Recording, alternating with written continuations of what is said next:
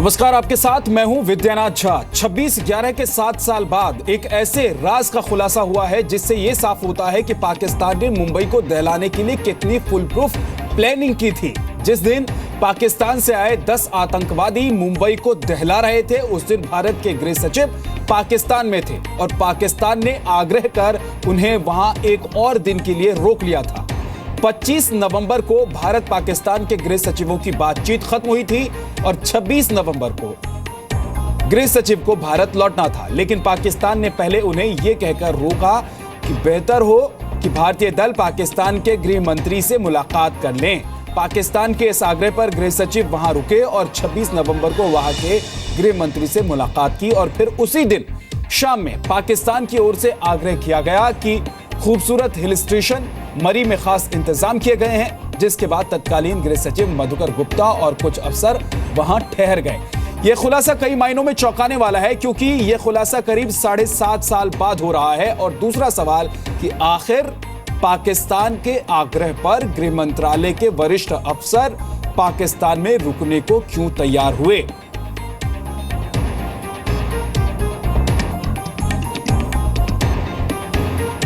गृह मंत्रालय के पूर्व अंडर सेक्रेटरी RVS मणि का कहना है कि यह सब पाकिस्तान की साजिश थी, जिसके तहत गृह मंत्रालय के अफसरों को रोक लिया गया। 26 को मैं वापस आया तो पता चला कि एक दिन एक्सटेंड हो गया। मैंने कहा, और 26 रात को जो हुई है वो तो आपको पता ही है क्या हुआ, वो तो इतिहास गवाह है इस बात की।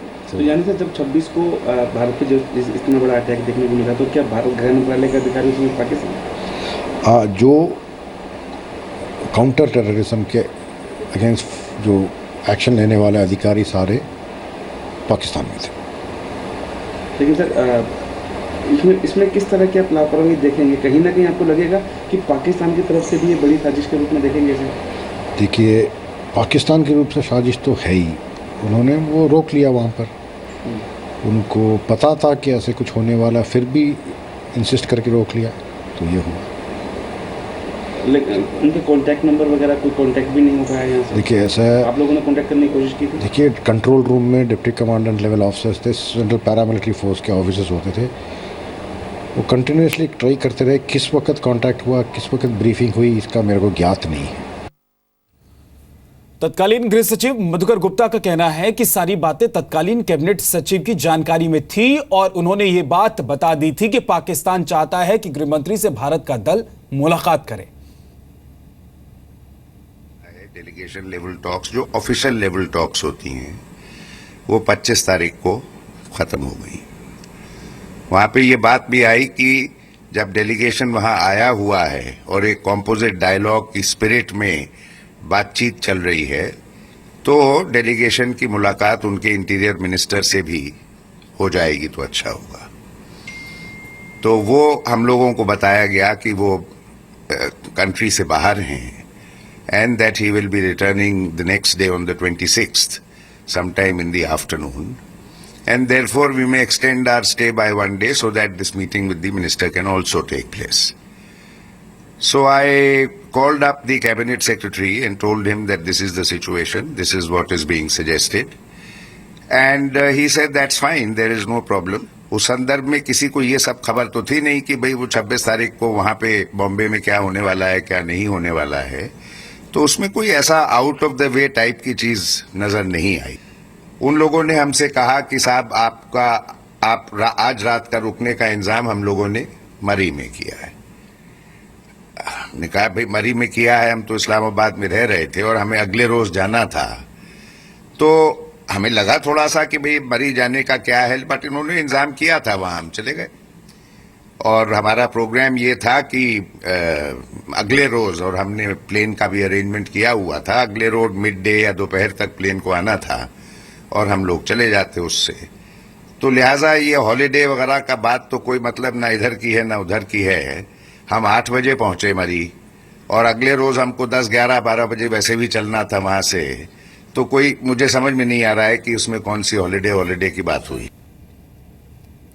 मेरे दो सहयोगी मनीष शुक्ला दिल्ली से और संजय सिंह मुंबई से जुड़ गए हैं।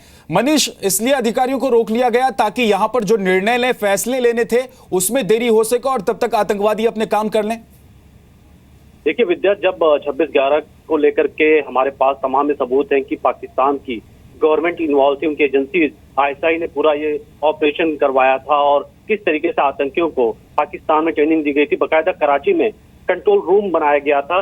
तो ऐसे वक्त में जो मनी ने क्वेश्चन उठाया है, बहुत हद तक हो सकता है कि जब उनके अधिकारियों को मालूम था कि इस तरीके से 26/11 पर हमले का हम प्लान बना रहे हैं और पूरा जो लीडरशिप है होम मिनिस्ट्री का, होम सिक्योरिटी सबसे बड़े अधिकारी हैं, अगर उनके साथ पूरी टीम जो डिसीजन लेती है, अगर वो पाकिस्तान में बैठी है तो आप समझ सकते हैं कि लोअर लेवल पे, एनएसजी के लेवल पे या जो कमांडो थे, क्योंकि इंस्ट्रक्शन बड़े लेवल पे लिए जाते हैं, फैसले लिए जाते हैं, वो फैसला लेने वाला उस वक्त होम मिनिस्ट्री में कोई भी बड़ा अधिकारी नहीं था। तो इससे एक सबसे बड़ा फायदा हुआ था कि कंफ्यूजन की स्थिति वो हुई थी। आप दिन में देखा होगा कि जब रात में अटैक शुरू हुआ था आतंकियों के, तो किसी को नहीं मालूम था कि क्या है, किससे बात करनी है, ये क्या है, ये कोई आतंकी हमला है या कोई गैंगवार हो रही मुंबई में, तो ये तमाम चीजें हुई थी। तो ये एक पार्ट हो सकता है, लेकिन अभी तक हालांकि बड़े स्तर पर अगर सरकार के लेवल पर बात करें तो अभी तक ये बात नहीं सामने लाया गया है कि वाकई उस वक्त की जो गृह सचिव स्तर की बातचीत थी वो जानबूझ के एक दिन डिले कराई गई पाकिस्तान की तरफ से, ताकि वो 26/11। मनीष, संजय हमारे साथ जुड़े हुए मुंबई से, संजय सिंह। संजय, आपसे ये समझने की कोशिश करेंगे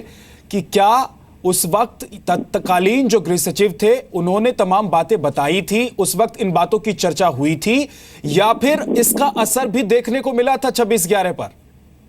देखिए दो बातें हैं इसमें। इसका असर तो 26/11 पर देखने को मिला ही था, क्योंकि आप समझिए कि पाकिस्तान का इसमें रोल था, एस्टेब्लिशमेंट का रोल था, ये पहले ही साबित हो चुका है, चर्चा हो चुकी है। अब चूंकि इतने होम मिनिस्ट्री के सीनियर ऑफिशियल्स थे जो किसी तरह से इंटरेक्शन डिसीजन मेकिंग के प्रोसेस में नहीं थे, हमारी यहाँ के तब के कई सारे सीनियर ऑफिसर से बात हुई थी, तो उनका कहना था कि जो रिस्पांस था और डिसीजन मेकिंग थी उसके अंदर कहीं ना कहीं किसी न किसी तरह की डिले हुई थी। और अब जो बात सामने आ रही अंदाजा लगाया जा रहा है कि क्योंकि कोई बड़े होम मिनिस्ट्री के जो ऑफिशियल्स थे, होम सेक्रेटरी जो सबसे ऊंचे ऑफिशियल होते हैं, वो अगर अवेलेबल नहीं थे तो उसके एब्सेंस में जो सेकेंड रिंग के लिए अधिकारी थे वो कॉल ले रहे थे, तो इस वजह से कई बार वहां पे डिले वगैरह तो हुआ था। दूसरी बात ये समझने की कोशिश करना चाहिए कि एक्सटेंड क्यों किया गया। दरअसल में इनको जब वापस लौट जाना था, पाकिस्तान पहले से जानता था कि कब टॉक्स को खत्म होना, और आखिरी मोमेंट पर इंटीरियर मिनिस्टर की विजिट के बहाने उनसे फिक्स किया गया और साथ ही उन्हें इस्लामाबाद से बाहर भेजा गया, मुरी में भेजा गया, जहां पर वहां ठहराया गया।